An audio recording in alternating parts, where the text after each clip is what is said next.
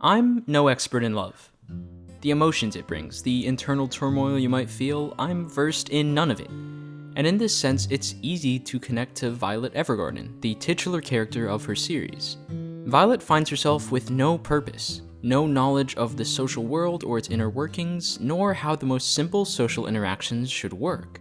And in this way, again, many introverted souls and people with feelings of isolation can find their place in her character. But the one thing Violet does have and can hold on to from the start of her story in Violet Evergarden is a single phrase. In Japanese, or simply, I love you. More so than the more casual "suki desu," aishiteru is a true profession of love in Japanese, a language and culture that avoids direct confrontation at just about all costs. So it's kind of a big deal. These are the words given to her by her former general and superior in the military she fought for during the Big War in the Violet Evergarden verse. But after the supposed death of said general in battle and the loss of her two arms, Violet is left lost, as I'm sure many veterans feel like after years of devotion to war. The foundation of Violet Evergarden works so well from the start because we begin in the aftermath of war and of constant battle. What is universally recognized as a time for reformation and new beginnings. It throws us onto a blank slate with nothing but Violet and the single phrase she wishes to know the meaning of, what she ends up actually making into her life's purpose, to find what it means. And the beauty, or perhaps irony, of Violet's journey in this anime is that she has absolutely no idea what I love you means. Us watchers, even if we've personally never been in love before, can still grasp the concept through perhaps our parents, or movies we watch, or anime, of course. But because of the way Violet was raised, she is blissfully ignorant, in a way that opens her mind to anything and everything that can provide insight into what it means. And naturally, this leads her to become an auto-memory doll. Arguably the only job in the Violet Evergarden verse where you really have to understand someone's emotions to do it properly, which, of course, Violet does not. In a world where very few can write but all can read, if someone wishes to send a letter or communicate with a loved one from afar, an auto-memory doll must translate their words for them onto the paper.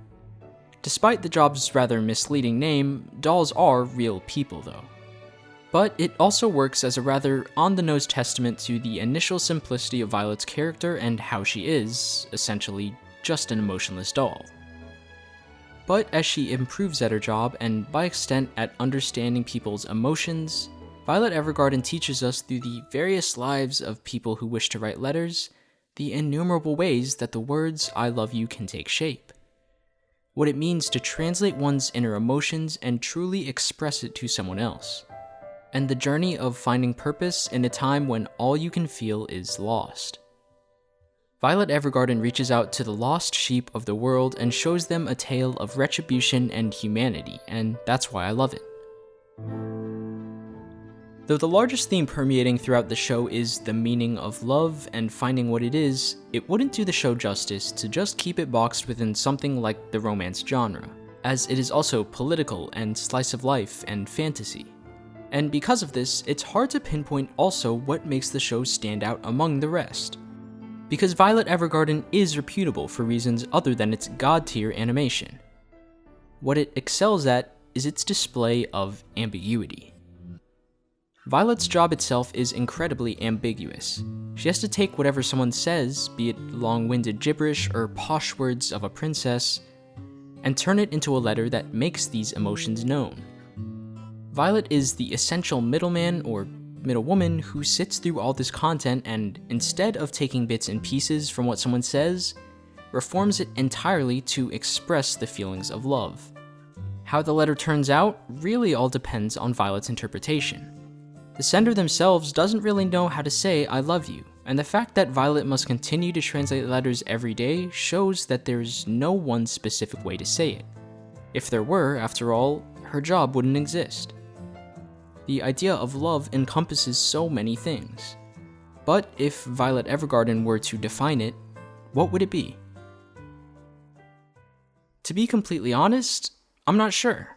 Again, as someone who is rather not well versed in this area, to put it lightly, I'm probably not the right person to be cracking down on this, but in a way, Violet is even worse off to this than I am. And of course, yes, she is fictional. It really wouldn't make sense to compare my struggles directly to hers.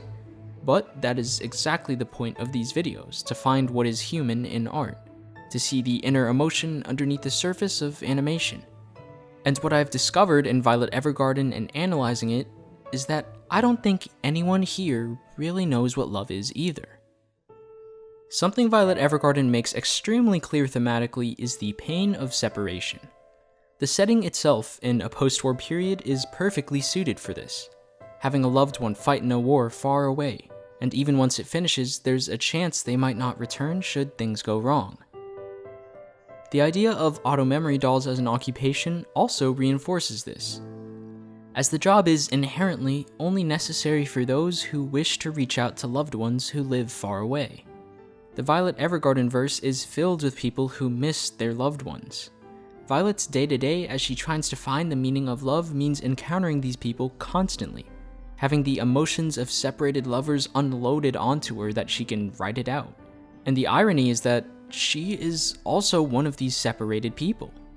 She's writing for people who are in the same position as her.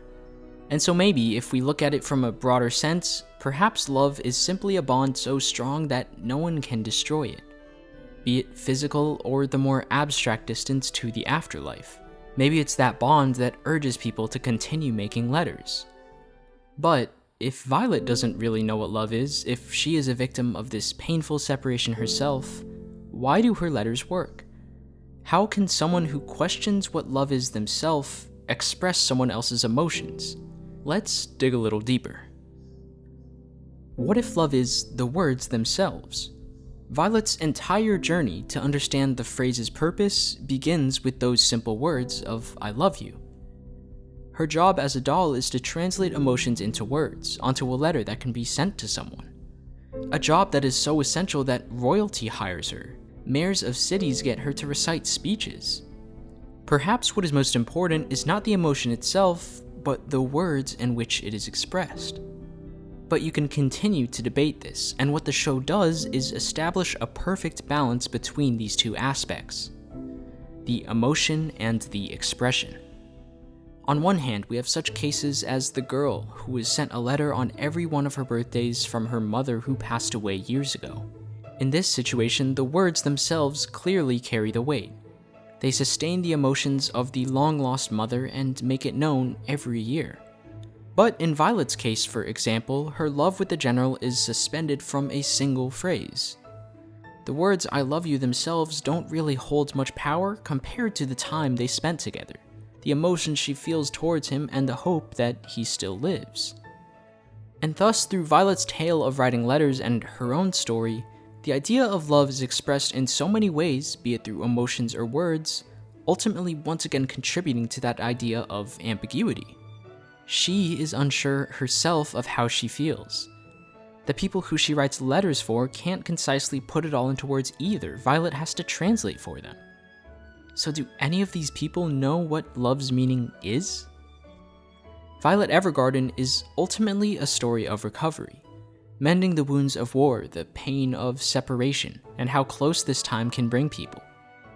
In a period that is stricken with sadness for those who have passed, but thankfulness for those who didn't, regret for those you left behind, and hopefulness to a brighter future with the ones who stuck around. They all tie together to this idea of love for one another, to this phrase of "I love you."